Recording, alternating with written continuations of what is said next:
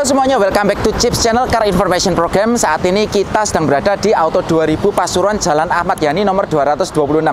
Saat ini kita mau melihat satu mobil terbaru mereka yang lagi happening ya. Yuk langsung aja kita lihat yuk. Saat ini kita sudah bersama dengan all new Toyota Kijang Innova Scenic V Hybrid.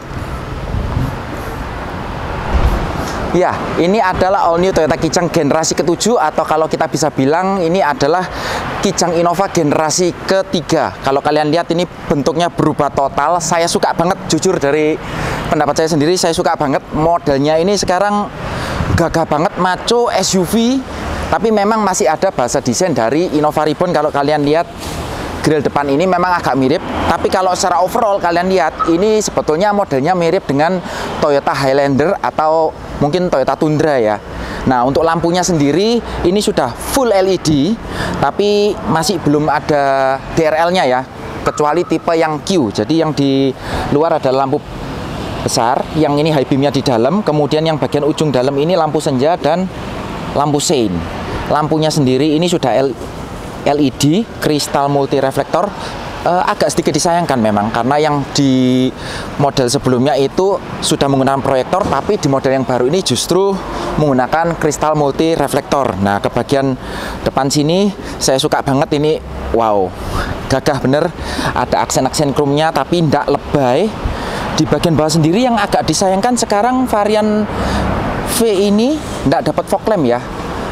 Jadi polos aja di bawah, dan ini adalah model yang modelista. Jadi sudah mendapatkan tambahan body kit seperti ini dengan tulisan modelista. Oke, beralih ke bagian samping. Kalau kalian lihat ini mobil gede banget ya. Ini mobil sekarang tambah panjang, tambah lebar, tingginya masih sama. Panjangnya 4.755, lebarnya sekitar 1.855, tingginya sendiri 1,8 meter. Yang luar biasa, sekarang wheelbase-nya bertambah 10 cm dari 2.750 menjadi 2.850 mm. Good job buat Toyota. Dan ini sekarang menggunakan platform baru TNGAC, sama dengan kayak punya Foxy. Penggeraknya pun juga sekarang sudah beda. Sekarang penggerak roda depan, dan ini yang banyak dikomplain dulu, sekarang sudah menggunakan rem cakram baik di depan maupun di belakang. Karena ini tipe yang V juga, jadi model velgnya seperti ini, warnanya silver, kemudian menggunakan ring 17. Kalau untuk sistem keamanan, stability control, hill start assist, auto hold, EBD, PA sudah ada semua di mobil ini. Dan sekarang dilengkapi dengan cladding-cladding hitam plastik. Ini semakin mengesankan kesan SUV ya, karena mobil ini namanya Scenic. Itu diambil dari dua kata, Scenic yang artinya puncak, dan X itu artinya crossover. Jadi sekarang bukan MPV murni ya. Mobil ini adalah MPV crossover. Di samping sini juga sudah dikasih lampu sein. Nah, di bagian pilar A ini ada perubahan ya. Kalau dulu ada bodi kecil, terus ada kaca kecil, sekarang ini kacanya dibuat lebih mundur. Nah, ini nanti akan kita lihat di dalam apakah ini membantu untuk visibilitas. Kemudian untuk hand gripnya sendiri sudah model grip seperti ini dengan keyless model sentuh. Sudah auto retract. Yang saya suka sekarang ini bodinya banyak main lekuk-lekuk ya. Ini kesannya kalau buat saya oke sih, kesan sporty banget. Oke, karena ini adalah tipe V Hybrid, dilengkapi dengan aksesoris modelista, dan dia sudah mendapatkan side skirt di samping sebelah sini. Oke, sekarang kita lihat di bagian tampak belakangnya. Oke, sekarang kalau kalian lihat tampak belakangnya ini sekarang jauh lebih manis ya. Orang mau bilang campur, ini modelnya gado-gado campuran. Buat saya modelnya oke, manis, sedap dipandang. Di bagian atas sudah dikasih antena shark fin, sudah ada high mount stop lamp, rear defogger, sudah ada wiper, sudah ada kamera, tapi belum kamera 360 ya. Dan di bagian belakang ini agak rame emblem ya, ada Kijang Innova Scenic V Hybrid. Nah, kalau kita ke bawah sudah dilengkapi dengan body kit modelista. Kemudian sudah ada 4 titik parking sensor yang terintegrasi, sudah ada reflektor juga. Nah, untuk lampunya, untuk lampu sendiri, lampu plat nomor masih halogen kuning. Untuk lampu belakang ini sudah LED bar. Sayang untuk lampu mundur dan lampu sein masih menggunakan bohlam. Sekarang kita mau lihat seberapa besar bagasi mobil ini. Seperti ini kelegaan bagasi Innova Scenic. Kalau bangku baris ketiga lagi tegak, ini posisi yang paling tegak, ini posisi yang paling rebah. Dan di tengah ini sudah mendapatkan headrest yang bisa kalian simpan di samping sini. Ini bisa kalian lepas atau kalian pasang. Kemudian di samping sini juga ada tempat penyimpanan. Ini untuk penyimpanan toolkit, dongkrak. Oke, rapi tertutup cover. Di samping kalian juga mendapatkan lampu yang bisa dinyala matikan, tapi masih berwarna kuning, masih halogen. Kalau di Innova yang lama, kalian cuma dapat ruang bagasi segini aja, karena sekarang sudah menggunakan TNG AC. Di bagian bawah ini sekarang ada tempat penyimpanan yang cukup luas, dan ada opsional. Kalian bisa beli di Toyota, ini ada sekat-sekatnya, tapi opsional ya, kalian harus tambah sendiri. Kalau aslinya kalian dapat seperti ini aja. Kemudian untuk pelipatan bangku sekarang juga sudah berbeda dengan Innova yang lama. Kalau Innova yang lama dilipat ke samping, kalau yang sekarang kalian bisa lipat rata seperti ini. Cuma agak disayangkan untuk yang bagian tengah sekarang nggak bisa dilipat ke depan ataupun dilipat rata lantai, hanya bisa kalian majukan sampai mentok aja.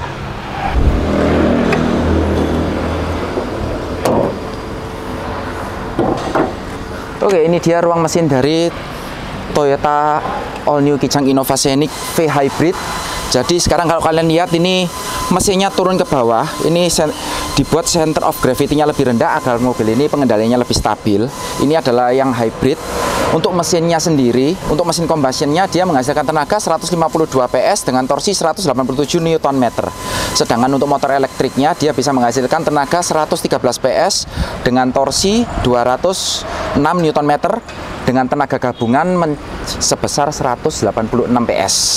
Oke, ruang mesinnya sendiri saya bilang sudah cukup bagus, sudah diwarna-warna dengan bodi, sudah ada peredam. Cuma sayang agak berantakan sedikit. Kalau dikasih cover, kalau saya bilang lebih bagus, mungkin bisa untuk next improvement ya. Oke, sekarang kita mau lihat ke bagian interior. Seperti biasa sebelum kita masuk ke dalam, kita mau lihat bagian door trimnya dulu.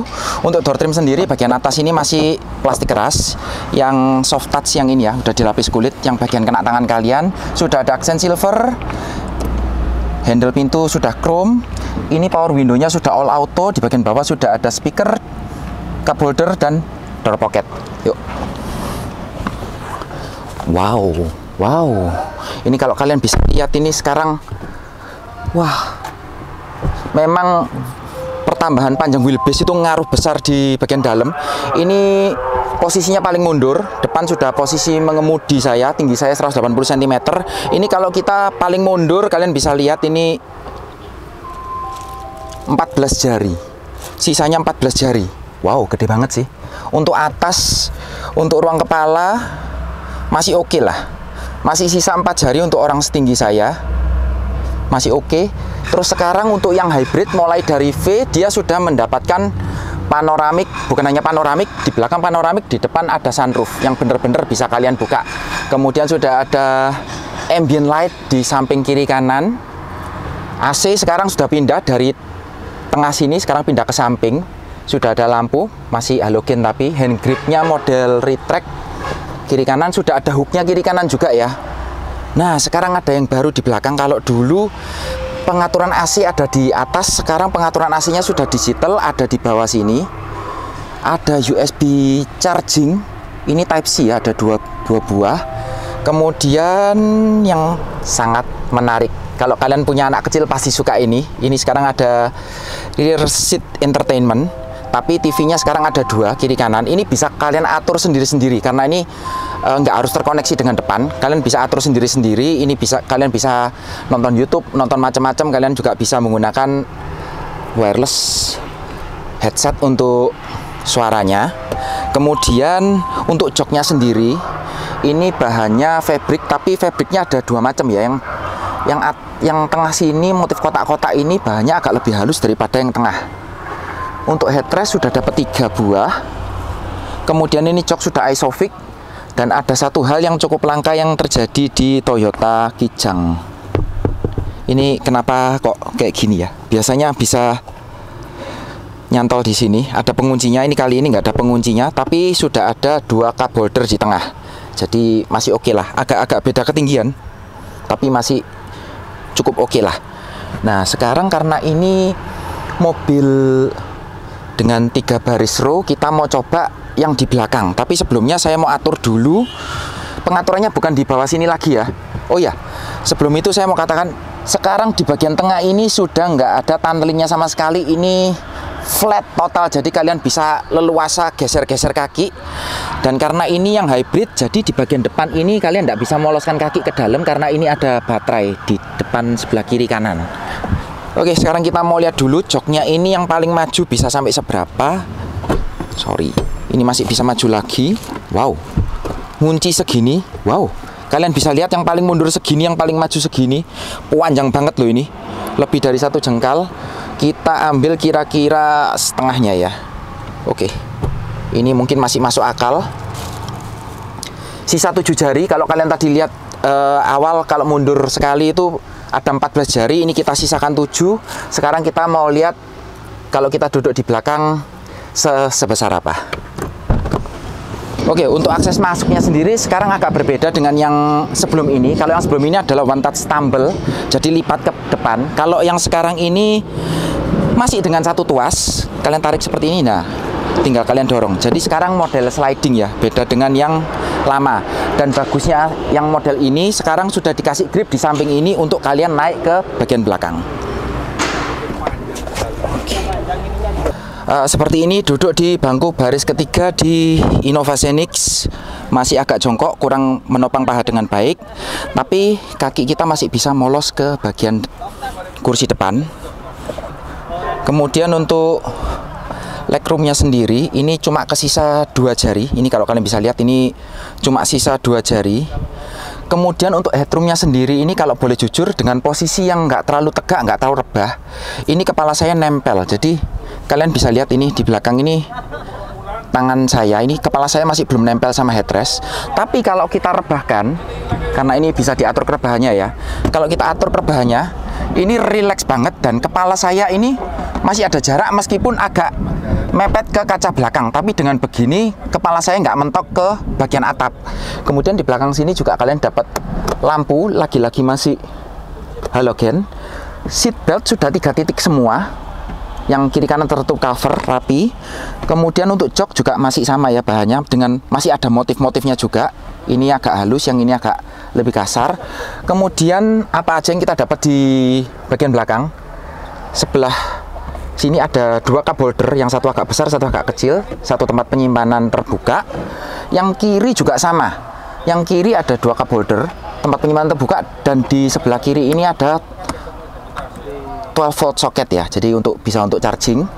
Nah ini kalau kalian bisa lihat ini hand grip untuk kalian naik ke baris ketiga. Ini ada bantuan, sangat membantu kalau untuk anak-anak kecil atau orang yang kurang tinggi. Cuma agak sayang sekarang untuk hand grip di bagian belakang ini nggak seperti Innova Reborn, dia sekarang model fix, tapi untungnya dia buatannya rapi, nggak kayak yang merek sebelah itu masih kelihatan bautnya. Untuk AC juga masih dapat AC-nya di samping, tapi posisinya saya bilang agak terlalu dekat dengan penumpang di row kedua. Ini pas di samping kepala penumpang row kedua. Oke, mungkin itu aja yang bisa kita dapat di bagian belakang. Yuk sekarang kita lihat ke bagian depan.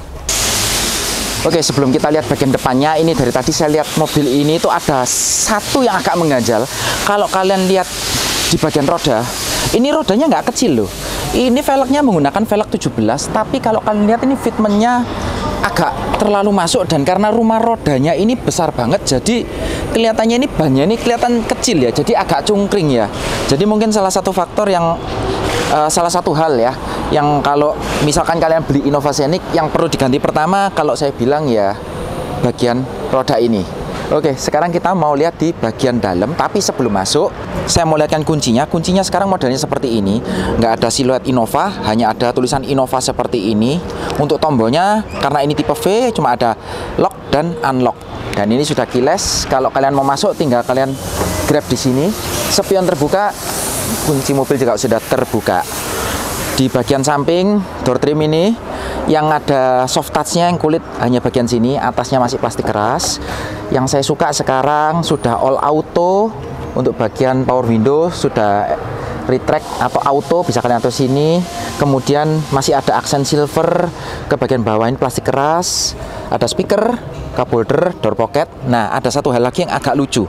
Biasanya mobil itu kalau menggunakan sasis monokok, itu biasanya untuk masuk ke dalam itu agak turun sedikit, atau kalau kita menggunakan sasis leather frame dia akan rata lantai. Tapi mobil ini sudah menggunakan sasis monokok, tapi di bagian dalam ini agak lucu ya, agak naik ya ini ya. Jadi bukan rata atau turun, tapi ini malah agak naik. Tapi itu nggak terlalu mengganggu sih, karena ini sudah monokok, jadi keluar masuknya itu lebih gampang daripada Innova Reborn. Yuk kita lihat bagian dalamnya. Oke. Ini bagian dalam dari Innova Scenic. Kalau kalian lihat ini setirnya sudah model baru, model Toyota kekinian. Sudah ada aksen silver, sudah dilapis kulit, digenggam enak ini. Kemudian karena ini adalah tipe yang V, jadi untuk yang sebelah kanan ini tombolnya agak kosong, karena untuk yang V ini belum dilengkapi dengan adaptive cruise control. Di sebelah kanan ini untuk mode, dan untuk modenya ini ya, head unit, kalian bisa cari sebelah kanan. Kemudian untuk yang sebelah kiri ini kalian untuk Bluetooth teleponi, untuk suara, kemudian untuk mengatur MID yang ada di tengah sini. Karena ini adalah mesin hybrid, jadi kalau kalian lihat ada tulisan ready, ini berarti mobil sudah siap dijalankan. Memang nggak selalu mesin itu nyala. Kalau baterainya dia masih cukup, dia akan menggunakan tenaga baterai untuk menghidupkan mobil ini. Tapi kalau nanti baterainya sudah terlalu low, maka mesin akan menyala. Nah, kalau kalian lihat tuh, kok tampilannya agak beda ya? Ya, ini tampilan tengah yang layar ini bisa kalian ubah. Jadi untuk mengubah tampilan yang layar tengah ini, kalian tinggal masuk ke setting yang ini. Oke, terus kalian pilih meter type. Nah, ini ada dua tampilan, kalian bisa ubah seperti ini atau seperti yang tadi. Selain seperti ini, warnanya juga bisa berubah sesuai dengan drive mode yang kalian pilih. Kalau yang warna biru ini adalah normal, merah ini sport atau power, kalau yang hijau ini eco. Selain itu ada pengaturan, cukup banyak pengaturan yang ada di dalamnya. Kalian bisa, ini peringatan, ada peringatan, kemudian ada, kalian bisa lihat ini total average, terus seberapa eco kalian. Kemudian di sini ada informasi soal mobil, soal jarak, total waktu. Nah, ini energy flow, kalian juga bisa lihat energy flow. Kemudian ini setting, kembali ke tadi ya. Settingannya ini juga banyak. Vehicle setting ini kalian bisa ngatur-ngatur seperti jam, untuk lampu. Ini ceiling light ya. Jadi untuk ambient light itu bisa kalian atur dari sini. Oh ya, saya tadi lupa jelaskan. Ini kalau yang hybrid ini sudah nggak ada tachometer lagi ya. Jadi dia ada petunjuk seperti ini untuk eco, charge, sama power ya. Dan di sebelah sini masih analog juga untuk fuel dan temperatur mesin. Kemudian untuk di bagian tengah ini sekarang layarnya ini sudah oke ya, sudah model floating ya. Ini enggak, jadi sudah oke ya layarnya. Kalau aku bilang udah oke. Dan ini kalian bisa setting juga. Ini sudah ada Android Auto, sudah ada Apple CarPlay, sudah bisa Bluetooth. Cukup intuitif ya.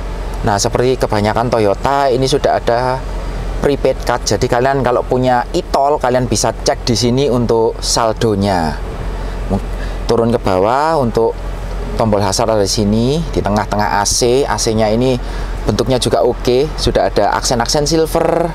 Kemudian sekarang yang saya suka, di semua tipe sekarang AC-nya sudah digital. Kemudian pengaturannya sudah lengkap, bisa kepala kaki, kaki aja, kaki front defroster. Kemudian kembali ke kepala lagi. Nah, untuk AC belakang juga bisa kalian atur dari sini. Nah, ini kalian pencet rear, terus kalian bisa nyalakan atau matikan dari sini. Untuk suhu ini masih single zone ya. Jadi paling rendah ini 17,5 derajat. Untuk yang paling tinggi, oke, ini sudah ada heaternya. Paling tinggi 32,5 derajat.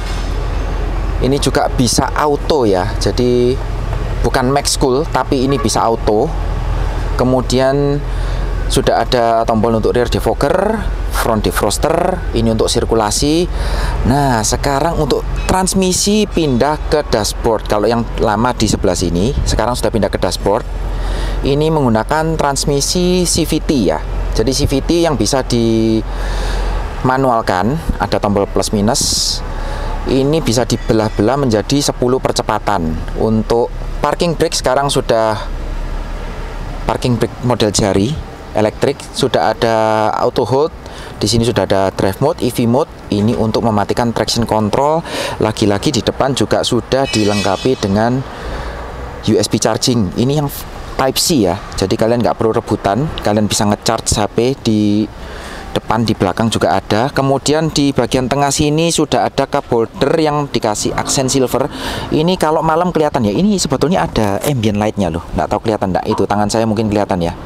Ini ada ambient lightnya. Mungkin karena terang jadi nggak kelihatan. Terus di bagian tengah sini sudah ada armrest. Ini sudah dilapis kulit. Sudah ada jahit-jahitan asli warna hitam. Posisinya enak ini. Pas kalau kita nyetir sambil tangan kita ditaruh di armrest bisa nyantai. Cuma karena di belakang sini sudah ada tombol-tombol untuk pengaturan AC, pembukaannya sekarang jadi ke samping seperti ini, nggak bisa ke atas seperti dulu. Ini tempat ruang penyimpanannya cukup besar. Ini dalam loh. Wow, dalamnya itu segini. Dan ini besar loh ini. Kalau kalian lihat itu aja. Terus kalau kalian lihat dashboardnya, untuk tipe V hybrid ini warnanya sudah hitam. Ini sudah dilapis dengan kulit. Sudah ada jahit-jahitan asli, ada lace silver, ada tempat penyimpanan terbuka. Di sini juga sudah ada 12 volt socket. Jadi bisa untuk ngecharge juga. Kemudian AC di samping ini sudah ada cup holdernya. Nice banget ini. Jadi minuman kalian bisa tetap dingin. Dan lagi-lagi karena ini adalah V hybrid modelista, ada aksen silver dengan tulisan modelista dan ada aksen-aksen diamond di samping sebelah sini. Kemudian untuk bagian bawah sudah ada glove box ini yang bukanya soft opening ya. Oke, sudah soft opening. Kemudian untuk pengaturan setir sendiri, ini pengaturannya bisa teleskopik dan tilt. Wow, ini jauh loh. Teleskopiknya jauh, ini enak banget sih. Posisi duduknya jadi enak banget. Tombol start stop engine ada di sebelah sini. Kemudian untuk bahan atas ini masih plastik keras. Sudah ada speaker, entah ini speaker atau tweeter. Airbag sekarang berkurang, cuma ada 2. Kalau di Innova Reborn ada 3 ya. Sekarang yang nggak ada yang lutut, airbag lutut. Terus tombol-tombol di samping ini juga agak berkurang. Ini ada ionizer yang sangat diperlukan di era perkopit-kopitan. Kemudian ada leveling, jadi lampunya ini bisa diatur kalau kalian bisa lihat di depan. Nah, tapi masih manual ya, belum auto leveling. Oke, terus kaca kecil di sebelah sini ini sebetulnya membantu sih, cuma agak ketutup sedikit. Sayang, ini talang airnya ini agak terlalu gelap. Mungkin kalau warnanya lebih terang. Ini bantu banget loh. Saya punya Innova yang generasi pertama, itu blind spotnya ke samping ini cukup lumayan, tapi dengan adanya ini cukup membantu sebetulnya. Andai kata kalau spionnya ini di model pedestal yang dimount di bodi akan lebih membantu lagi ya. Oke, di sebelah kanan juga masih ada cup holder. Nice banget. Oke, sekarang pindah ke bagian atas. Di pengemudi, sisi pengemudi nggak ada hand grip. Di sisi penumpang ada hand grip model retract tapi nggak ada hooknya. Sudah ada speaker. Kemudian untuk sun visor kiri kanan sudah ada vanity mirror, sudah dilengkapi lampu meskipun masih halogen. Yang improve banyak yang ada di tengah. Ini sudah auto dimming ya, jadi nggak ada day night view lagi, jadi dia akan meredup kalau kena pantulan cahaya yang terang. Kemudian di depan sini lampunya ini masih halogen semua. Ada 2 tombol kiri kanan ini untuk per sunroofan dan sunblind, bisa kalian tutup seperti ini. Untuk joknya ini masih sama ya, sama kayak yang di belakang. Yang di tengah ini lebih halus, yang di samping-samping ini fabriknya agak lebih kasar. Masih ada motif-motif kotak-kotaknya. Terus ini yang saya rasakan kalau duduk ini lebih enak daripada yang Reborn ya. Jadi lumbar supportnya ini lebih menopang punggung dengan baik. Kemudian untuk yang samping-samping ini juga lebih menopang. memang agak lebar, jadi untuk kalian yang berpostur agak besar gitu, kalian tidak perlu khawatir seperti terjepit. Ini enak banget. Untuk posisi duduk yang paha, kiri kanan supportnya oke, paha tersanggah dengan baik. Kemudian untuk pengaturan masih manual semua, bisa maju mundur, reclining juga naik turun.